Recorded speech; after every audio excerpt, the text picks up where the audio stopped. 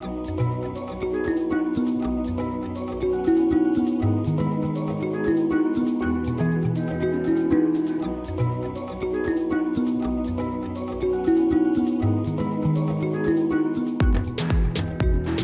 is the second session of my City Academy virtual series. My name is Ateem Ot, excuse me, and for those of you who were on the call yesterday, I kind of gave an overview of my office, but I am the director of the Office of Immigrant and Refugee Affairs. I've asked, just so that everyone kind of knows who's on the call, if you can, please list your name, organization, and then briefly in the chat tell us if you had a portal that you could transport yourself to anywhere, where would you go and why? So just in terms of a quick overview of my City Academy, as I talked about yesterday, our office promotes greater awareness and integration of immigrant and refugee residents in Denver. We like to partner with community stakeholders, government agencies to develop and implement policies, practices, and programs that really influence the various paths of immigrant integration. My City Academy provides that path to creating a greater sense of community for our immigrant and refugee neighbors.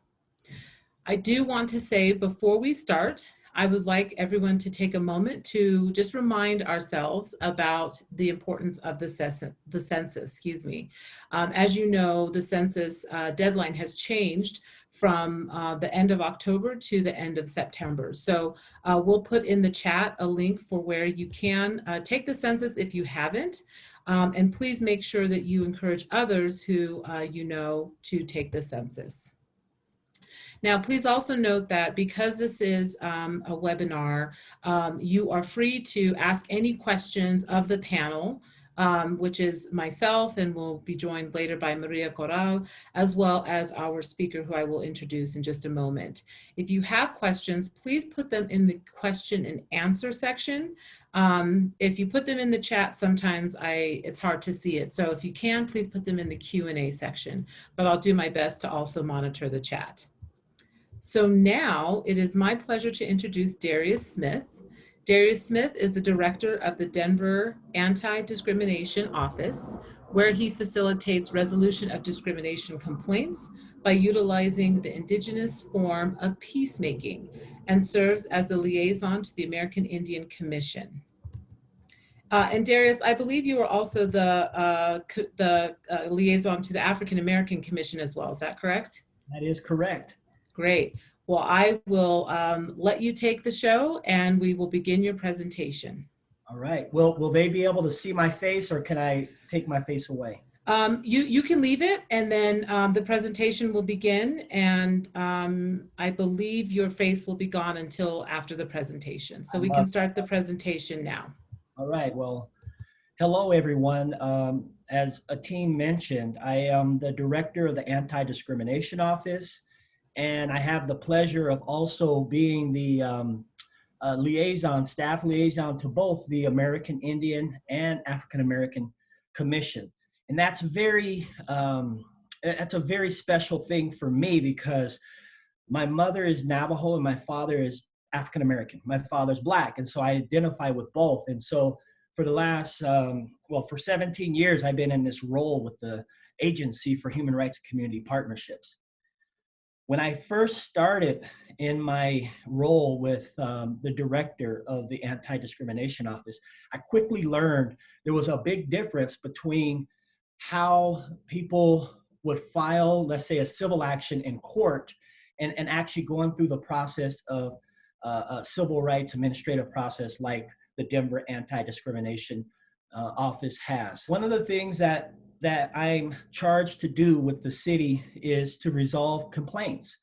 And Denver is very unique because my office is part of the city government. Unfortunately, Aurora, Jefferson County, Adams County, that are surrounding Denver, they don't have an office like mine. So often what I do is I listen to people and I process complaints. And so really what I'm charged to do is to enforce the anti-discrimination ordinance for the city and county of Denver. And it's been around for approximately 30 years. So what I do is I look at complaints from a perspective of it's real and it's emotional, and people really it could be a very frustrating thing. And so I think that when you view disputes through a civil rights lens, it looks totally different. What I also do is I help individuals understand that civil rights, the administrative process, is totally different than our legal system, our court system. And what I do is I help them write letters. I help individuals really make common sense decisions. And then often what I have to do is really tell people, when you have an experience where you believe that you've been discriminated against, or you witnessed a racial issue in terms of like somebody's racial, their racial civil rights have been denied. Often people want to rush and start telling the story in a verbal sense. One of the things I realized quickly is that when we experience something like that, we have to put it in writing. And so I tell folks, change the rules of engagement and take that oral tradition, or take that experience and not just talk about it, but actually quickly write down details, things that have happened. And so I'm going to talk a little bit about that here in a minute. Please forward. Resolution at the civil rights level looks a little different, because in the courts, there's always a winner and a loser. Through a civil rights process, it's compromise. It's kind of like it's a win-win on both sides. And often what I do is money's not involved. So that's when it says no monetary payment is distributed or sought after. It's about letting people talk about that experience. The true interest of resolution means that it's talked about, it's a process, and individuals are heard. Often in the work that I do, what we're doing is we recognize that emotions are involved, and these are real things. You've heard of this. It's like a nursery rhyme: sticks and stones don't hurt. Sticks and stones may hurt you, but words never will. Something like that. But what I do is I'm facilitating a process where two parties come together, and often individuals can explain to the other person that this is what it made them feel like. Often apologies are given, and that individuals are given that opportunity to say, okay, well, I don't need to do that anymore, and I need to really watch what I do. And I think that's really what I do, is bring people together at the human level and have a process of actually communicating. Peacemaking. And it's a very powerful statement when I hear that. When people say, hey, Darius, you're a peacemaker. You basically quickly help individuals see both sides, and you sit down and you kind of push for that opportunity to come to resolution. I'm a member of the Navajo Nation. My tribe is huge, and we're in Arizona, New Mexico, and we also extend into Utah. My reservation is about the same size as the state of West Virginia. And I know that concept, everybody can't really imagine that. I can say it takes about 3.5 hours to drive across my reservation. But anyhow, it's a indigenous form of very common sense decision making and resolution. And again, this has been used for countless centuries. And again, in 2006, with the support of my agency and the mayor, they allow me to incorporate these principles, these methods to resolve complaints. A little bit about my office. It was established in 1990 by City Council, and really it was to protect discrimination in the areas of employment, housing, commercial space, public accommodation, private education, as well as public health and welfare services. Just real quick, employment, again, this is have to happen in the city and county, the boundaries of the city and county of Denver. Employment is pretty cut and dry. That means where you go to work. Housing is basically where you live. Commercial space is kind of like a business in a strip mall or McDonald's, a restaurant. That's commercial space.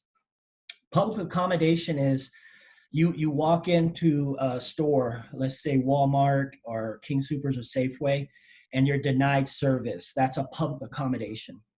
Again, private education institutions at the collegiate level, you got Regis, Denver University. I have some jurisdiction over charter schools, but if it's tied to like Denver Public Schools, I wouldn't. But private schools, like let's say this school, I'm trying to think of a school in Denver. Let's say Mullen High School. Private health and welfare services. Those are, again, clinics, even a law firm. If they're denied services, you can contact me and file a complaint. So there's like 16 areas that I have. They're called protected classes. So it's like age, your color, your gender. We've recently changed and added a few other protected classes, including gender identity, gender expression. We recently added ethnicity, citizenship, and immigration status.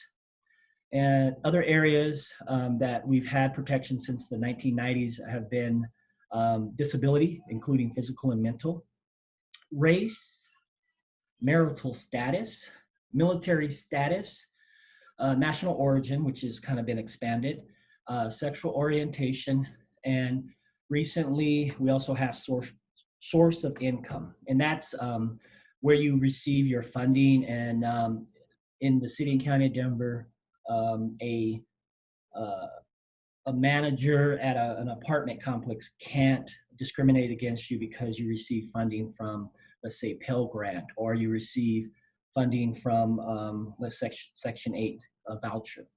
What I do within the city is not just within my office, but the entire agency of Human Rights and Community Partnership. We really focus on being customer-centered. We emphasize advocacy and empowerment while recognizing and honoring cultural diversity rather than strictly engaging in the technicalities of enforcement.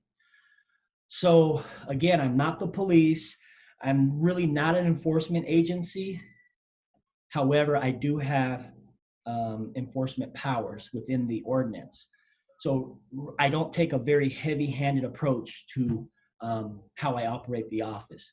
But again, what I do is I look at advocacy, I look at peacemaking, which is also called mediation, social justice, enforcement, while I'm always pushing for successful resolution.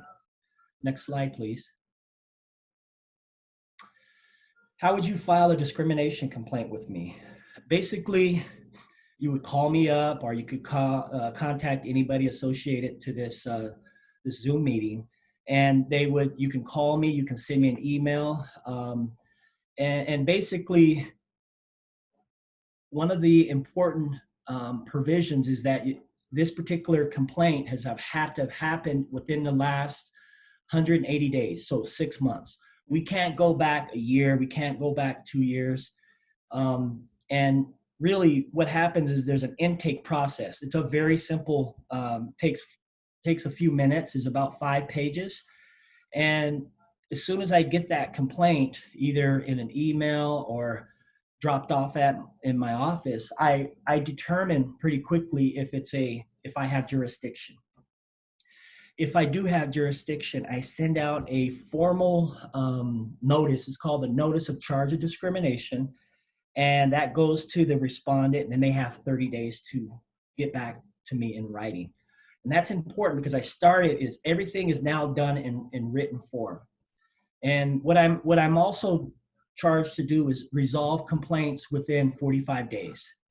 I move into an investigation phase, and then I make a determination by bringing both parties to the table and hash it out, explaining to them what I found in my investigation, and then I make a determination. And it's a very powerful process. It's simple. It sounds complicated, but I love what I do. And these are areas that I don't have, I can't help with.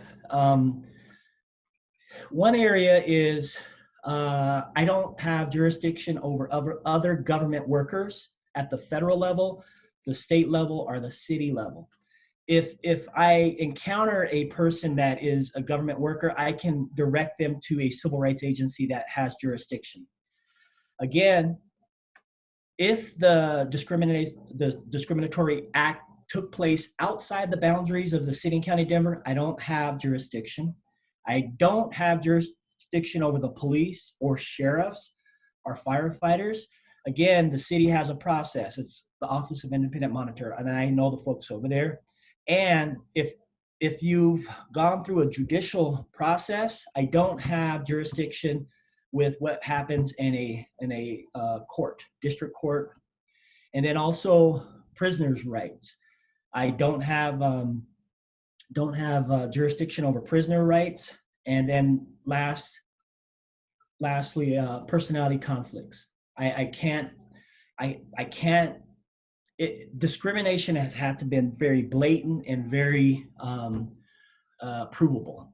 But again, often what I see is personality conflicts, and I can't process a complaint if it's a personality conflict. Real quick, I have an example of some complaints that I've processed successfully.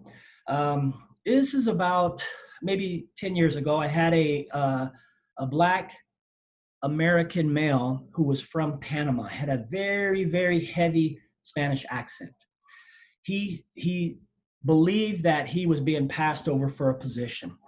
And he filed with my office. The company at first said no, that it wasn't happening.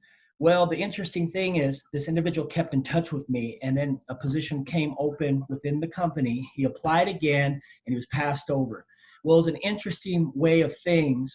Things happened where the person that was hired was the relative of the person doing the hiring. So it's called nepotism, and that's not allowed. So ultimately what happened was the company was able to realize that they were caught.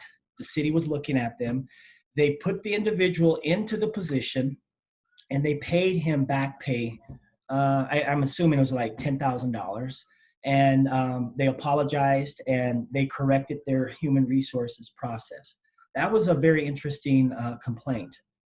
I had a situation at one of the hotels downtown Denver where the manager in the hotel was only hiring individuals from Guatemala, and he was pushing out all the other workers that were from Mexico or from other South American countries. And what we found when we got HR involved, that we found that the manager had put in place, and he was favoriting, he was making decisions based on if they were from Guatemala. And they basically fired him on the spot. They apologized. They stopped that practice within the human resource office. These other individuals that lost their position that came to my office, 2 of them got hired back, and then the other one got a settlement. It wasn't that much, but was able to move on in a good way. Public accommodation example was young Black male went into a major store here in Denver, and security followed him and accused him of stealing beer, and took him upstairs. And keep in mind, he's only 17. As they had him in the security office, he was very scared. They kept threatening him. Ultimately, they looked in his backpack. He didn't have any beer, and they sent him on his way. Well, he was so distraught about the experience that he had a epileptic seizure in the parking lot at the store. The ambulance was called. the mother was irate. Ultimately, I got camera video footage of this incident happening. There was a big settlement on this one. And I can talk about this particular one because it was in the Denver Post. They settled for about $120,000. The family ultimately gave the majority of that money to some nonprofits, and then they made a small little educational fund for the young man to go to the University of Colorado at Denver. That was a big one, but it was a lot of things happened, and the store was pretty much running over this family. And at least when the city got involved, when I got involved, I was able to secure the video footage as well as interview the security officers. And then this last one, it had a young man who was Arabic speaking. He was 25 years old. He was sick often, and there was chemicals within his apartment complex that was making him even sicker. Ultimately, he was trying to get out of his lease, and they wouldn't allow him. They would not give his deposit back, and he was really stressing out. He calls me. I was able to intervene, and turns out it was because of the communication barrier. I was able to just ask what he needed. There was some chemicals. I went over there, and I could smell the chemicals. They let him out of his lease. They gave him his money back, and ultimately he withdrew his complaint. But again, those 4 examples are real life things that happen, and these individuals reached out to my office, and I was able to help resolve. Sometimes it included money, but often it was just an apology and allowing individuals to get their in terms of housing, to get their deposit back. This is my contact information. It's, again, within the Agency for Human Rights and Community Partnerships. My name is Darius Smith. There's my phone number, and there's my email address. So I definitely want to turn it over to the folks that are leading this Zoom. How am I doing on my time, team? Thank you, Darius. I think you're doing great, and thank you so much for that information. If anyone has any questions that they'd like to ask Darius, now is the time to do so. And we do have one question that's come in so far, Darius. Do you know if state workers include employees of the University of Colorado? So in a situation like this, the state of Colorado, it's called the Colorado Civil Rights Division, they wouldn't have jurisdiction. However, within the state of Colorado, we had a civil rights office. It's called the Office of Civil Rights within the U.S. Department of Education. They're located in the Cesar Chavez building off of 13th and Spear. I would highly recommend, if there's a potential complaint, they have a really neat intake process, very similar to mine. And if you have a complaint against higher education, contact them at the OCR, Department of Ed. What do you, Darius, want people who do not have legal status and are worried about interacting with government to know about approaching your office? It's confidential. I actually sit by a team. So the great thing about having great colleagues like a team, if I have questions, she actually helps me navigate that on a personal level. And again, based on how the ordinance is written in Denver, I can't give any information to the feds, to the state government, and there's a lot of protections within my office, and I'm not allowed to share it. I would actually get in trouble if I did share it. And I would also just add to that, there is a priority safety and enforcement, Public Safety and Enforcement Priorities Act. I might be getting the words garbled. It's a long phrase of an ordinance that was passed in 2017 that prohibits city employees from collecting or distributing any immigration or citizenship status information. And so when you call to make a complaint, anyone's immigration status or citizenship status is not asked because it's not relevant to the work that we're doing. So that's a great question. Thank you, Ateen. Does anyone else have any questions? And Darius, I'll ask you a question that I have. In terms of kind of what we've seen with, the narratives, the negative narratives during COVID-19, can you talk a little bit about just the work that your office supports around folks who feel like they are either a victim of a bias motivated crime or just kind of the support that your office can give? So my job is interesting because I'm an office of one.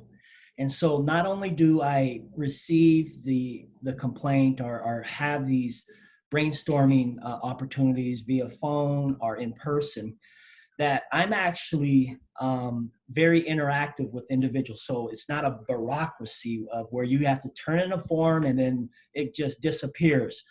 There's this constant feedback, and if it's around immigration or refugee issues, I definitely have great colleagues that I can lean on and say, hey, what do we need here? And then, you can say, hey, this is definitely an attorney issue, and maybe we can look at some organizations that can help this individual get legal representation.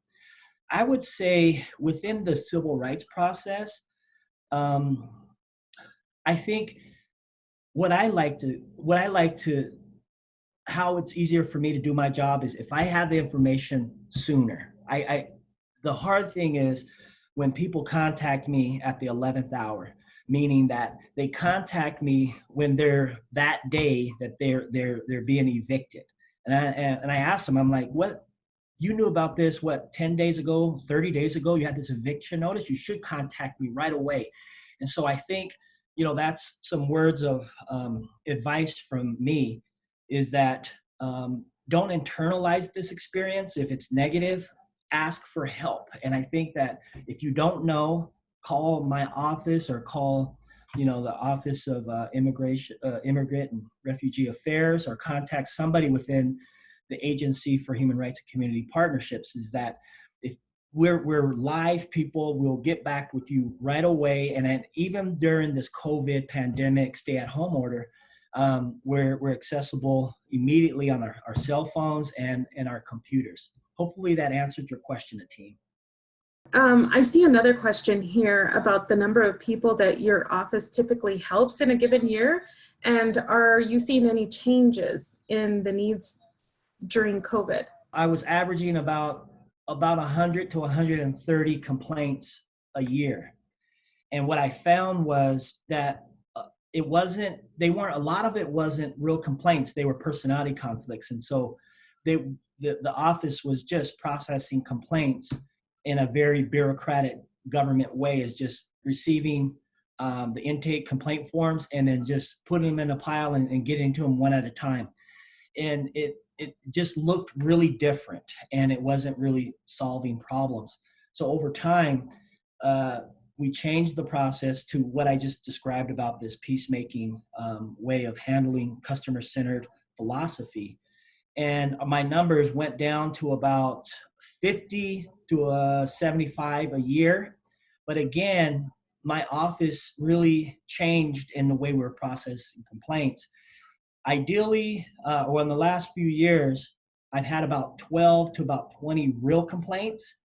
However, a lot of these, the things that I get involved in, it's not even to that level yet. I'm actually helping individuals be proactive if they're having a situation at work or with one of the complaints areas that I have protection jurisdiction on, and it's being very proactive. It's almost like not communicating in a passive way. It's being more proactive and asserting your civil rights, and that's what I help folks kind of understand and kind of encourage them to do it that way.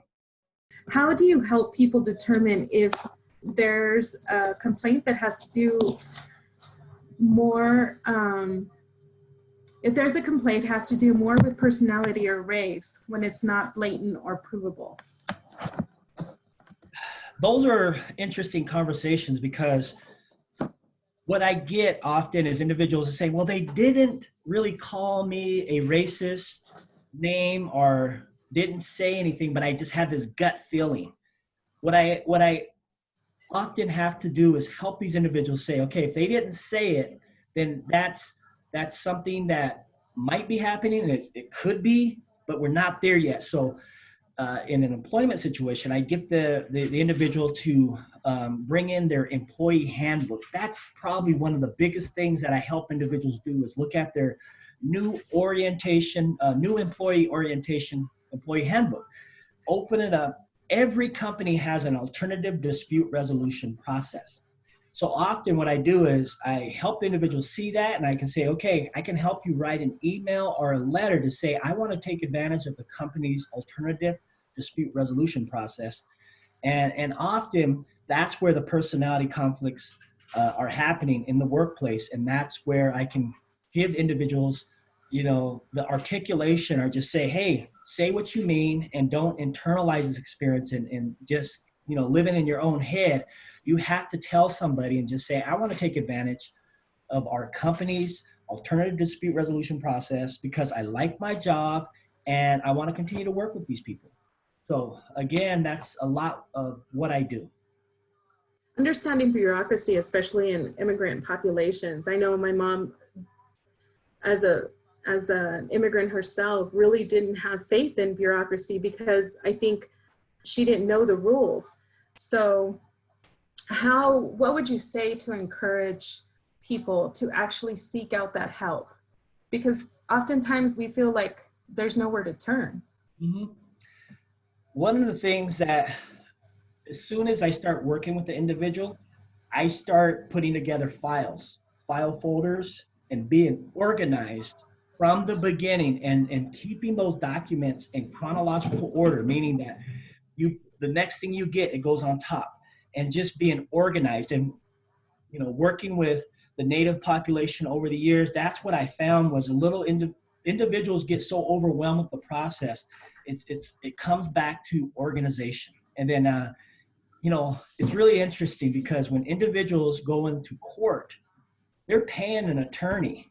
And that's all the attorney is doing, is keeping them organized and presenting, the clients, putting their best foot forward. But that's what individuals are paying an attorney to do, is be organized. But on an individual level, if you're organized from the beginning, and for example, you get mail, instead of throwing it on the table and just let it pile up, get in the habit of, as soon as you get mail, open it up, read it, and make a pile. This is like urgent. This stuff is junk mail, get rid of it. Once you start doing stuff like that, it starts to really carry over to all walks of your life. It's organization and communicating. Maria, I'm going to get to this, is that what I found with communities that have been disenfranchised over the years, they have a tendency of heavily relying on their words, on telling a story. It's a very beautiful thing. We come from oral traditions.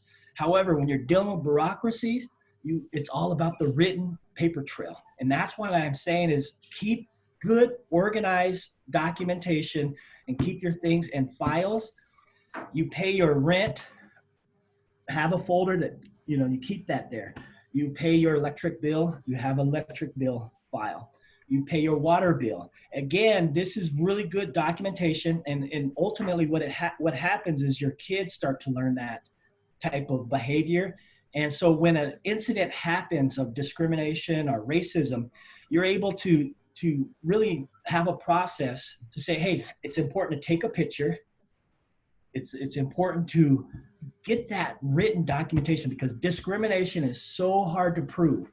And the ones that win are the ones that are organized and actually have, documents that support their claim. Probably one of the thoughts in my head was, number one, you were talking about, because I was going back and forth, but you were talking about where you have jurisdiction and where you don't. What if somebody has a complaint, but they're in a labor union, for example? Yeah. So If it happens in Denver, my office has jurisdictions over labor unions. So I've actually Okay. processed complaints. But if they're, let's say, the labor union or the incident happened outside of the boundaries of the city and county of Denver, we have a national office here in Denver called the NLRB, National Labor Relations Board. And they're specifically, they're a civil rights agency that actually has jurisdiction over all unions across the United States. We have a good office right here in Denver, and I actually do trainings every couple of years with their office because they utilize a lot of peacemaker strategies and methods to resolve their complaints. But it looks different. So that's a good question, Maria. But what if somebody doesn't speak the language? Yeah. So what do you do? It doesn't speak English. yeah. So the city has your office, and immediately, if it's Spanish, luckily we have several individuals on staff at HRCP that speak Spanish, and they usually help me with an intake or help this individual navigate the process. But if it's a language that is not spoken on a regular basis in our agency, we have a language line. We also have other services that you know about, Maria, more than I do, about getting interpreters to help with an intake. And that's not at your cost. It's free. It's a city process, but it just has to be arranged. It takes about an extra day or so. But I think that's important that, again, when you file a complaint or you work with a civil rights agency, it's free. And I forgot to mention that it's a free process, because if you go to court, you have to pay an attorney, you have court costs. That's a whole different animal. But the civil rights process is free. Thank you so much. You know, a lot of the participants that we have on this call right now are community service providers and community navigators. Would they be able to work with one of their clients and come into your office and maybe help them? Or is it just very strictly confidential? There's a form. It's a release. Sometimes when there's questionable things that are being discussed, I'll usually have the client or the potential person filing a complaint sign a waiver and saying, okay, I'm going to allow this other person to be in the room. So I do that when it's needed. But again, I also love it when you have case managers or other individuals that can actually help explain the situation further. I've learned other things, other dynamics of a complaint from a case manager or somebody that's a volunteer helping them trying to navigate a system. I learned some information from them and say, hey, you have a stronger complaint because you missed this. And so I think that, another thing is in terms of family members, that's an awkward thing sometimes, where we have an individual that doesn't speak English, but they'll bring in their daughter or their son or a relative.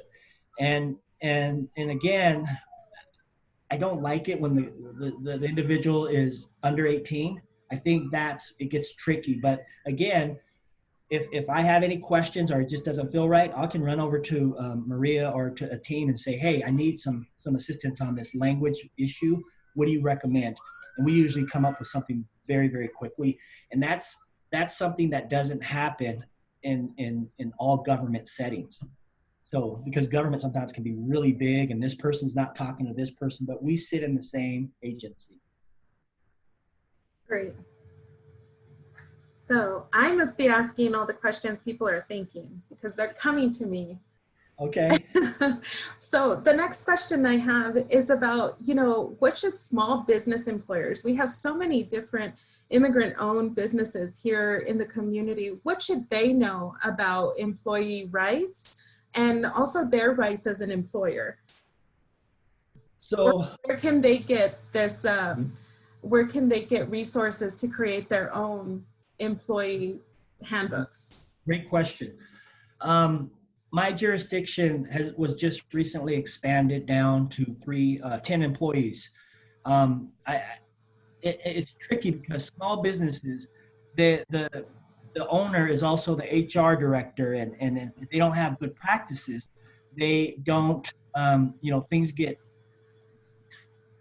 lots of things happen in terms of individuals' rights are being, questionably denied, or, there's discrimination potential.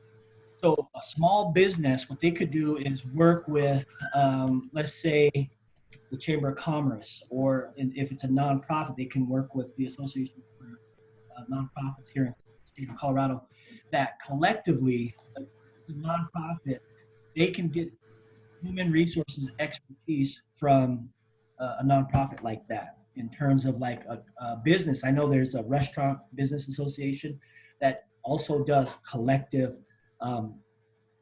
really good human resources policies and procedures that are set, and they make those recommendations. Because a lot of times when small companies don't have good policies and procedures in place, we end up in my office because there's issues that have happened.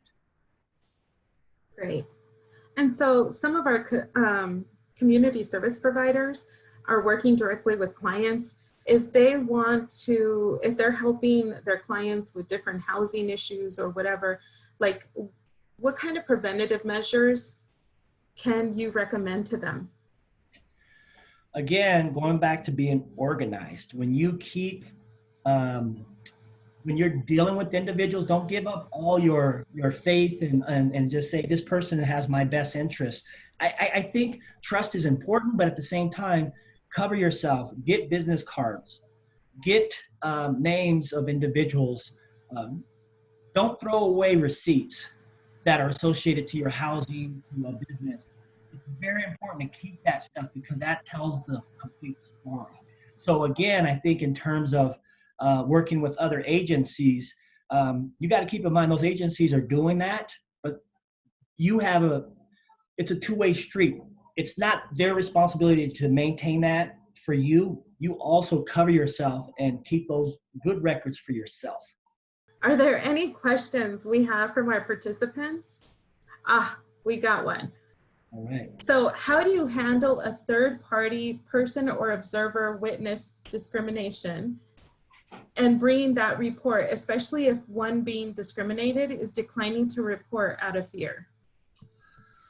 So that's an interesting, good question, by the way. Often what I get is a statement, a written statement from an individual saying, I attest that this is what I saw, and that can be done. Again, I need that as part of the complaint. And often individuals are fearful that they're going to lose their job.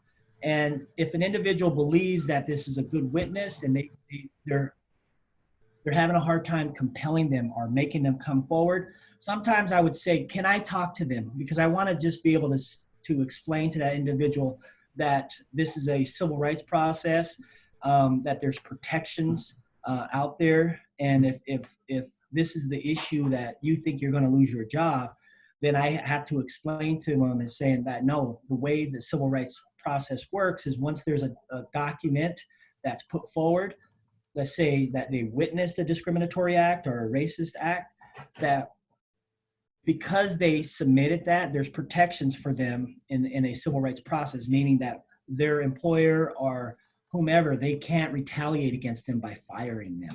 But again,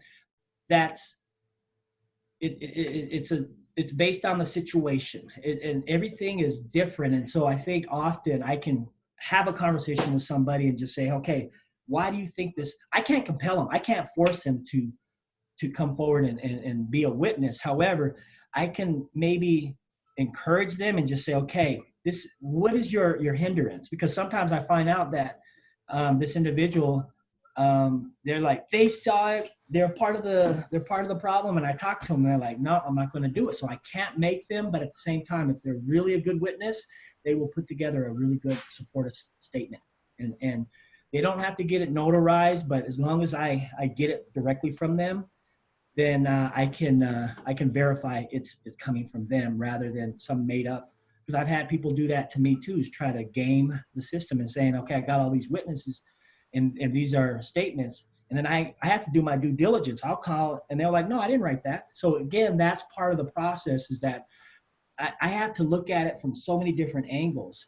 And if you have questions, call me and I can just help you really navigate it in a quick common sense way.